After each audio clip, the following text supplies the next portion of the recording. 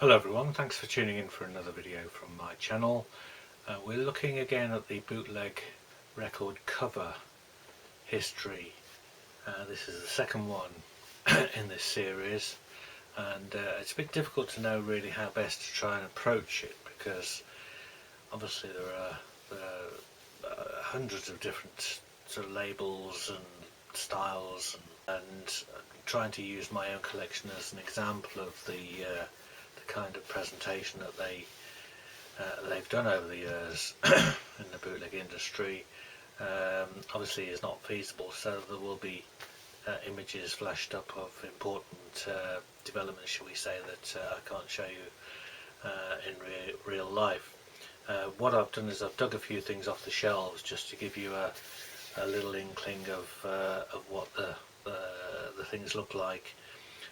We're sticking with the early 70s, or the 70s to early to mid 70s really, moving slowly towards the later part of the 70s, when there was a big explosion in the way things were packaged and presented on the bootleg front. So just very quickly, the myriad of different labels that sprang up. So you've got K&S, that's the sort of thing that they did, just an insert, but that was their logo. You had a label, Ruthless Rhymes, which basically repackaged things and did some originals. That's on Ruthless Rhymes, that's a double Hendrix thing. Trying to make out its trademark of quality, but the label's Ruthless Rhymes. That was a Yes one on Ruthless Rhymes, with a nice wraparound sleeve. Floyd Eclipsed was done on Ruthless Rhymes, just with a single insert but full size. Very nice indeed. And then another one that I've got is The Who. That was on Ruthless Rhymes. Mods and Rockers, great double album, and that's got coloured vinyl stamp on it. We've then got Wizardo, and this is a Wizardo original bootleg. This actually is not a good illustration of their type of thing, because they didn't use their Wizardo logo on it. This is more of the style of Wizardo, although, as I explained, this is actually a Japanese version of it. So this is a printed sleeve. So if we talk about Japanese bootlegs separately, I'll bring that into it. But basically, as I say, you got Wizardo. That's a nice multicoloured splatter. You then got Idle Mind, who were one of my favourite labels because they were into prog, so they did a lot of Yes titles. That's a typical Idle Mind wraparound by Vicky Vinyl. You've then got Hoffman Avenue, another one of my favourite labels. Also wraparound.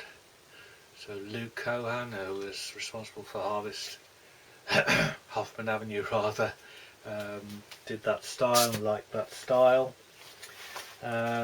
Pig's Eye was another label that sprang up, and they did a Yes one, and that was the Pig's Eye logo there. So that's a great Yes one. You've got Flat Records, which they brought out a series of pressings with inserts, and that was their logo. So that's a Yes one. This is another Idle Mind actually, so it's a Led Zeppelin one. So it got slightly out of order, but Led Zeppelin Earl's Court, beautiful, beautiful thing. You then come to Singer's original double discs, which were all double albums, and they were all done with a slightly generic style. So you had an image there, the title on the top, and then you always had this kind of section there with your number on, and so they were sod, Singer's original double disc, and that's a Yes original, which is fantastic. And this Neil Young, Stephen Stills LP, this was on Hoffman Avenue Records, beautiful splatter vinyl. They didn't like the sod label, so what they did a pastiche, called it Sad, and effectively took the mickey out of it. So Sod as a label was actually being run by Ken, ex of TMQ, but basically what Ken did before the Sod, which were double albums, was Tackrell. So Corniphone was set up by Ken, and he got together with an English guy who got access to a load of tapes, many from English bands, British rock bands, and some obscure artists as well. So obviously of the in terms of numbers, Corniphone released a very large number of titles. I'll put the total number of titles on the screen. I can't remember it just now. And as an example of their presentation, they were fantastic. So the originals were loose insert and really kind of quirky style image usually, and then the title usually has a subtitle which is again very quirky, and then you had this information at the bottom, and this girl with a cat by a speaker was their logo. So that was the amazing Corniphone record label, or Tackrell as we know them. Swelled and Spent was a double. Yes's Infirmary was a single of theirs. You see that insert is tri-coloured, so they ran it through a printing press that did it in 3 colours. Now the very first Corniphone release was the Beatles on stage in Japan, the 1966 tour. I don't have a copy of that anymore, I used to many years ago, but what I do have is this reissue on Mushroom in a multicoloured vinyl. So it's got the Mushroom logo there, but basically that was the original first release on the Corniphone label. Now I've got a few deluxe printed sleeve LPs to show you from the early part of the 70s and moving through to sort of 77, 78 period. But just to run off, there's loads of bootleg labels that were bringing stuff out. We start with Aftermath, Berkeley, CBM, Contraband Music, which I've got an example of theirs, although it's a printed sleeve. Highway Hi-Fi, King Kong. One of the labels, I've never kept a copy of one of theirs. I used to have a couple. Was Ditalino Discs, which they did a few titles. I'll put their logo up. ZAP, or Z Anonym Plattenspieler, which was just another Ken label, enabling him to reissue things. So there was a host of loads of labels. The thing that they all have in common, if I show you this Tackrell Genesis LP, so you got this insert, and the cover itself is plain white, basically a pasted plain white sleeve, and they all use these plain white sleeves. So how these are made is basically two pieces of card laid on top of each other and then pasted over the front some paper, which then wraps over there, wraps over there, and wraps over there, and then another piece of paper is basically pasted on the back. Now it's all done so you can barely notice that that's happening, but all these bootleg labels in the 70s were using these record sleeves. So it fascinated to me as where these were being made, because for every label to be using them, somebody had to be running these off in the hundreds of thousands. And to my mind, even in the early 70s, record sleeves, ordinary record sleeves, were made from printed card. So it fascinated me that these were all basically of the same type. Now one of the giveaways is the spine.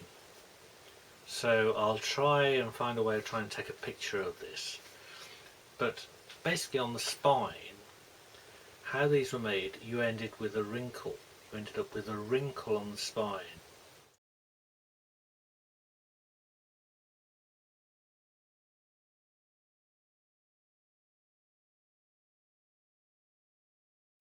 And it's not a fault, it's the way you can identify these kind of bootlegs, really. That the spine it's always plain white because it's just white pasted on paper, and it has a wrinkle. Now because it's effectively just paper over the three sides, they have a tendency to split. So if you imagine the sharpness of the edge of a record that's being bashed about inside there, especially if it's in transit, it's eventually going to break that paper, because there's no card protection, it is literally just paper at the edges. So when you get, I mean, this is sort of a mint example really of there's absolutely nothing wrong with this. It's got no splits, it looks like it was just came off the presses yesterday. But it was just a fascinating thing for me to sort of think, well, all the bootleggers in the day were using these white covers that seem to be almost unique to the bootleg industry.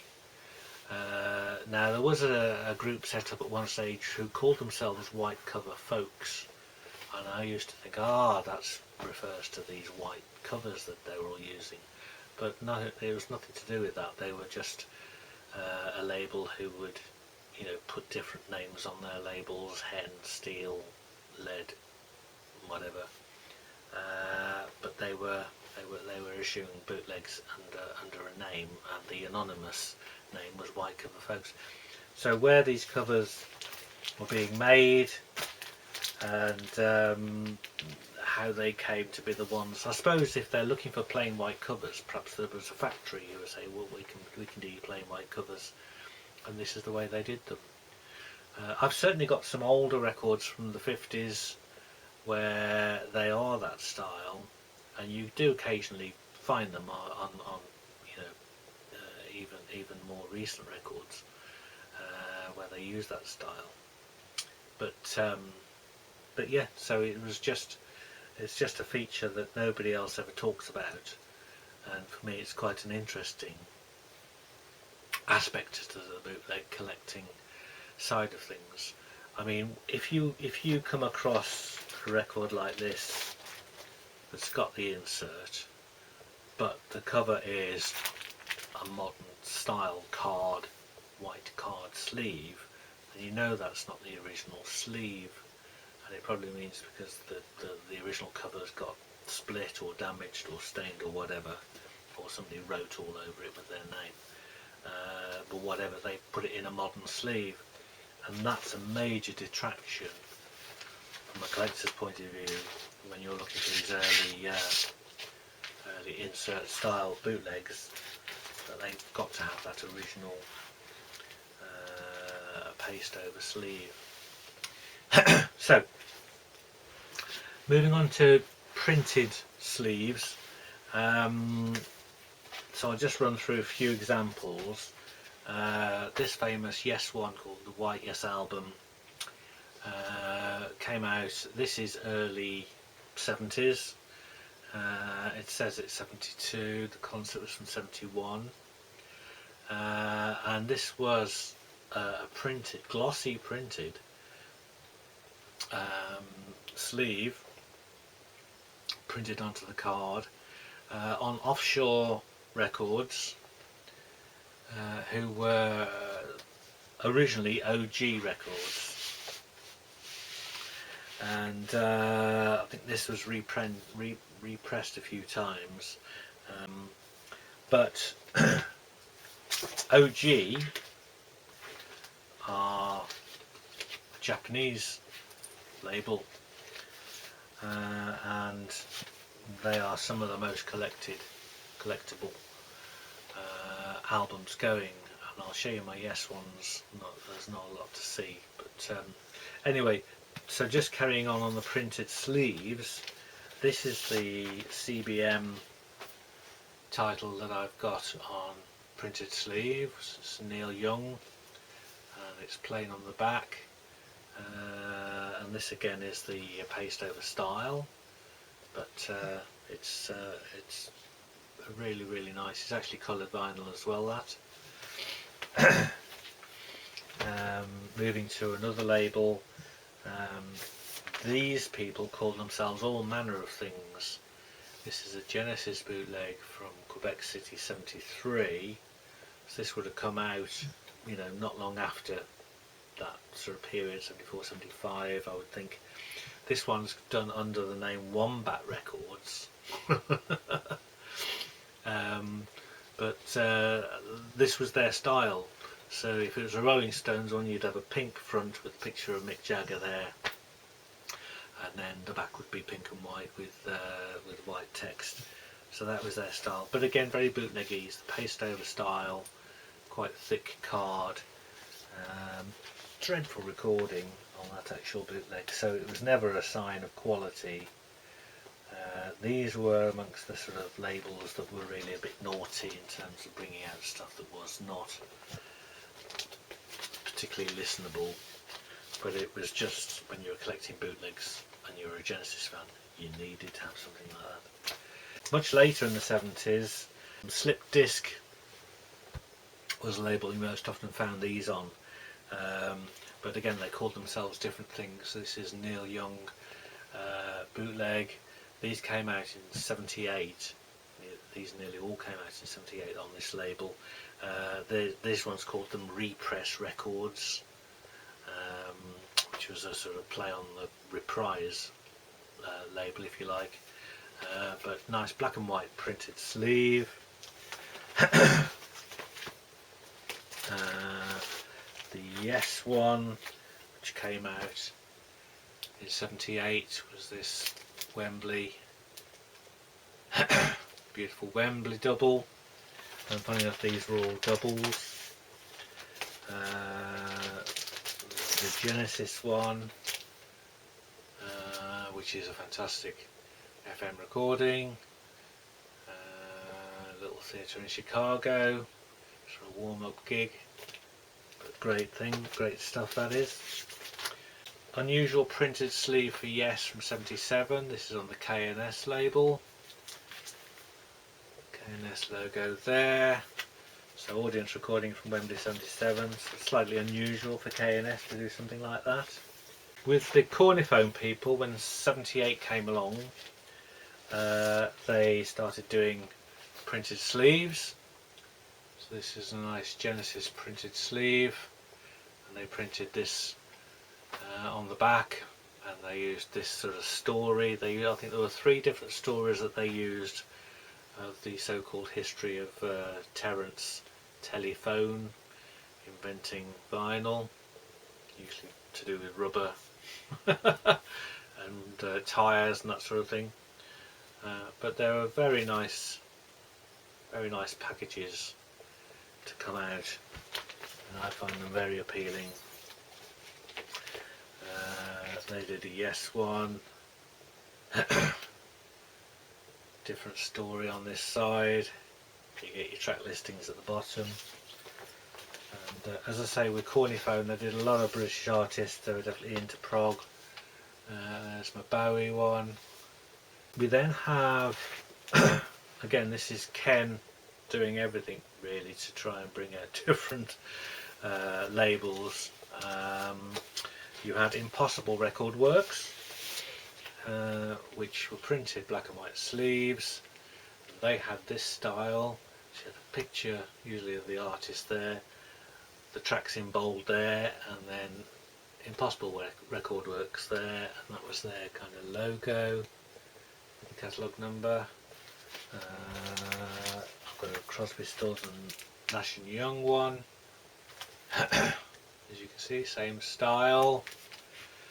And then there's also a Neil Young one, I think it's on the same. Yeah.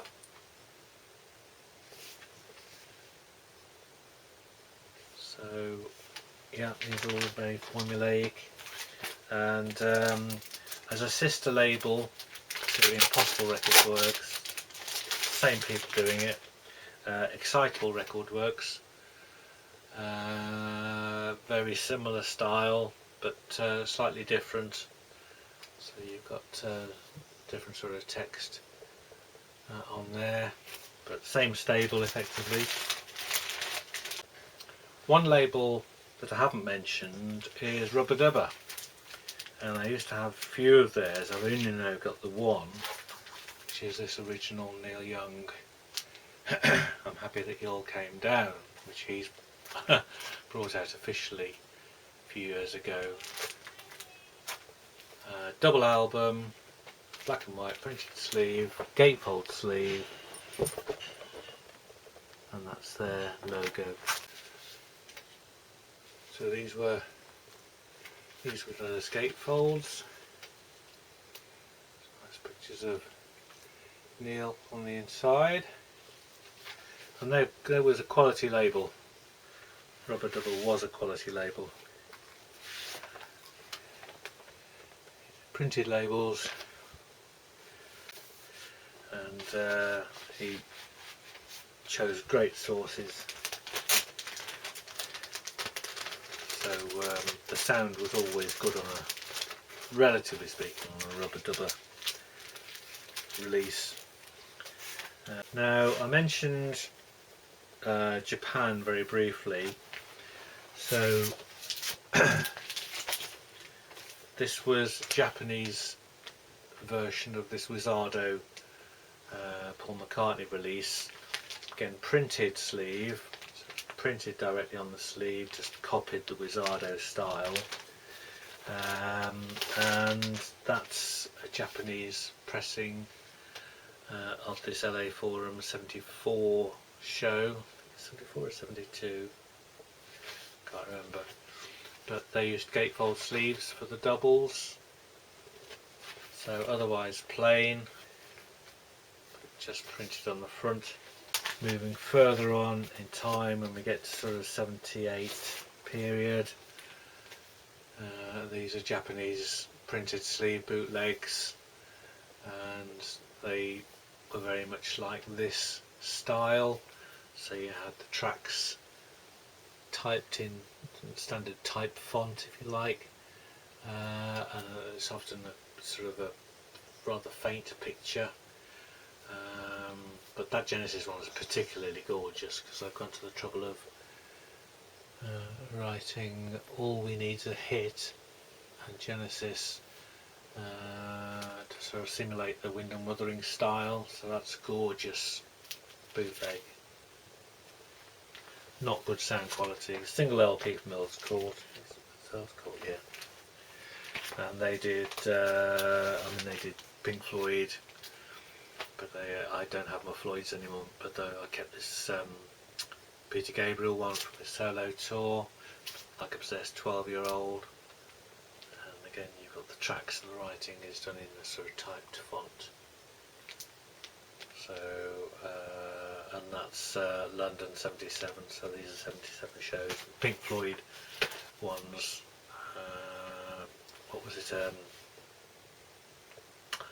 oh, I can't remember the titles now, I did have them at one time. So, yeah, but talking about Japan, if you go back to the very early period of Japanese bootlegs, the OG label, what they did, basically they just gave you a completely plain cover, and they pressed very few of them. So to show you my yes ones. Okay, so that is Live in Europe, which is just a plain white card sleeve. Don't like to get these out, to be honest. And I'll show you what the label looks like. I'm going to get the record out. So you have a black label with the title on it, and that's literally what it was. And if I'm right, they've made 100 of these. This would be about 1973, because that's certainly a 73 period recording. But this is the rarer still, because this is live in Japan. So this is an audience recording from a Japanese show, 73, March 73. So again, plain card cover, the original one, quite thin card cover. That's the label.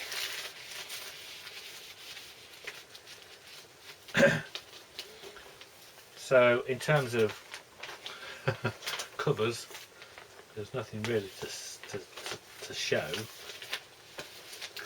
but in terms of rarity, they're pretty hard to beat. Okay, so we've had a look at some of the bootleg covers from the 70s period, and as we move towards the end of the 70s and into the 80s, things do get much more varied, shall we say. We're all into printed sleeves, colourful sleeves, amazing box sets, and so we'll have to keep this cut into manageable chunks as we go along. I haven't looked at box sets from the 70s. I haven't sort of looked at picture discs.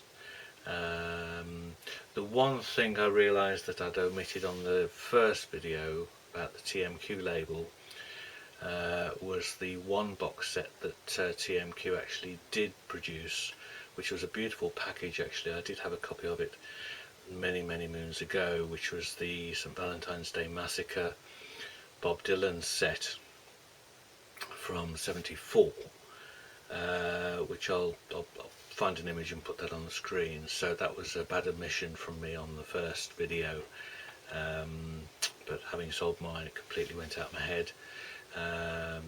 Packaging wise, that was an important one to show you that TMQ did do a box set.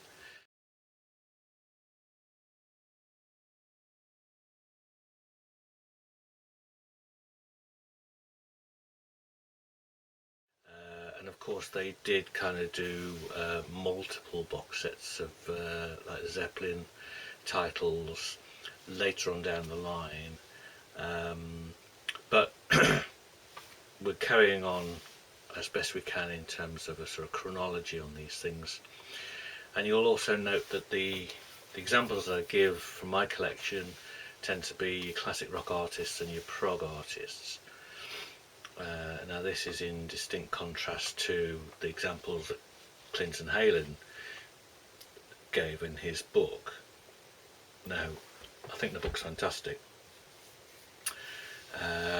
although it's certain stages it gets a bit too deep into the legalities of the copyright laws, but it's a fascinating read, and if you haven't got it, just check it out. It's definitely worth having. You can buy it for peanuts these days. But his examples always, Dylan, there's some punk, weird things, slightly obscure things. I mean, he's definitely not a fan of prog, so if he ever had to make mention of like Yes or Genesis, it would have been a very derisory comment. So he slags off the bootlegs just because he doesn't like the music, which is a bit naff really. But obviously I've got plenty of Dylan and Bruce and Neil and that sort of thing mixed up in my collection.